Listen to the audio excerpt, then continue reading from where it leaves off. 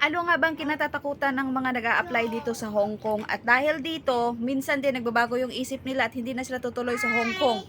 So, nag-switch na sila sa Middle East. Gusto niyo malaman? Panoorin niyo tong video na to.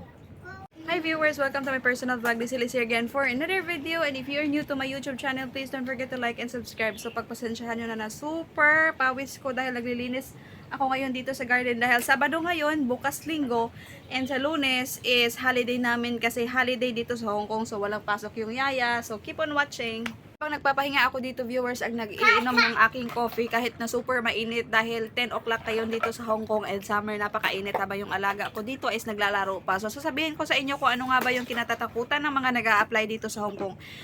Ito ay dito sa Hong Kong viewers, pwedeng mag-terminate yung amo. So, pag yung amo ay hindi ka gusto pagdating mo dito at mayroon siyang nakita na ayaw niya sa'yo, pwede kanyang i-terminate. At anong mangyari pag i-terminate kanya? Of course, on the spot, pauuwiin ka sa Pilipinas. So, bibilhan ka lang ng ticket and then uwi ka sa Pilipinas. So, ikaw natatakot ka kasi meron ka mga utang dahil nga, syempre, malaki yung gastos pagpunta dito sa Hong Kong. Kaya kabado ka. Pag sinabi yan ng agency, magdadalawang isip ka at magsaswitch ka sa ibang bansa gaya ng Middle East na walang termination. Dito kasi sa Hong Kong viewers, maraming mga naka-experience dito na pagdating pa lang, kinabukasan pinapauwi na ng amo kasi meron mga masisila na amo at meron din mga terminator na amo na terminate yung mga katulong pag nakita nila na hindi nila gusto at hindi man lang napatunayan ni katulong kung ano yung capacity niya sa pagtatrabaho.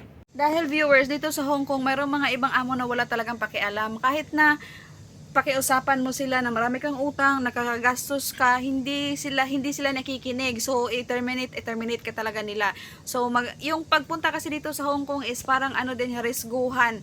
Hindi natin alam kung ano yung amo na madadat na natin. Mayroong mga amo na terminator. Tsaka dito sa Hong Kong viewers, pag gusto mong mag-terminate sa contract, pwede din. So, or kung on the spot ka umalis, ikaw magbabayad ng 1 month salary. Pero pag ayaw mo magbayad ng 1 month salary, pwede ka magbigay ng 1 month notice sa amo mo para 1 month notice bago ka umalis para hindi ka magbayad.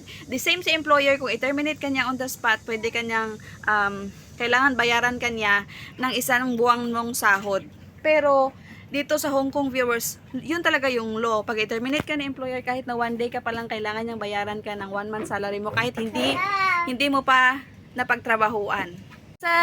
Nasa kontrata yan na gano'n na pag i-terminate ka ng amo mo, kahit isang araw ka pa lang dito sa Hong Kong, kung i-terminate ka niya on the spot, kailangan kanyang bayaran ng isang buwan mong salary. Pero grabe, napaka-mautak yung amo dito viewers. Napaka-utak. So, gagawin talaga lahat para hindi sila makapagbayad ng 1 month salary. At ikaw nga, dahil first timer mo mag-abroad at first time mo sa Hong Kong, syempre natatakot ka. So, yung ano mo, kung ano na lang yung ibibigay sa'yo, tanggapin mo na lang. Kasi importante sa'yo makauwi. Kaya dapat nga dito magbaon ka ng napakaraming napakaraming lakas ng loob para kung ano man yung, at saka presence of mind talaga na if ever, kasi yung mga amo dito mautak.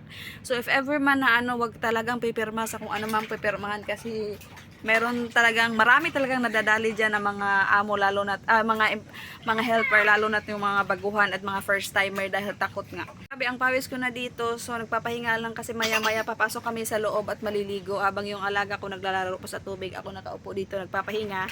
At yun, nag-storytelling na naman sa inyo. So feel na feel ko yung pawis ko kasi parang nag-exercise lang ako. Pasensyahan yun, ganito lang talaga pag summer. Saka diyan talaga sinasabi, discourage talaga ng mga agency yung mga helper na mag-a-apply sa Hong Kong dahil sa Hong Kong nga sabi nila is maliit yung kikitain nila, maliliit yung mga komisyon nila pag sa Hong Kong tayo nag-apply compare nang sa mga Middle East kasi malalaki daw yung makuha ng agency, tapos full payment yun ng mga employer, kaya in-encourage talaga ng mga agency na sa Middle East tayo mag-apply. Pero wag kayong dapat talaga dito sa Hong Kong kasi okay naman dito sa Hong Kong. So yun nga, sinasabi ko na yun yung mga kinatatakutan ng mga nag-a-apply dito sa Hong Kong dahil walang kasiguraduhan. So nag-iisip sila, paano pag na-terminate ako?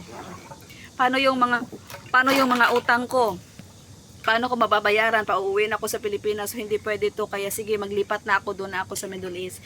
Yun talaga yung kadalasang problema kasi in-encourage talaga ng agency na sa Middle East ka mag-apply, gaya na nung ako. Sabi ko ayoko sa Middle East, gusto kong subukan sa Hong Kong. So yun yung parang positive and negative. Nakakatakot dito sa Hong Kong kasi merong what if iti-terminate ka ng amo. Pero what if naman maganda yung sitwasyon mo dito, 'di ba? So, kung maganda yung amo mo, swerte ka din naman at medyo malaki yung sahod dito sa Hong Kong. Kaya dapat talaga mamili ka ng kung anong mas makakaganda at makakabuti sa iyo.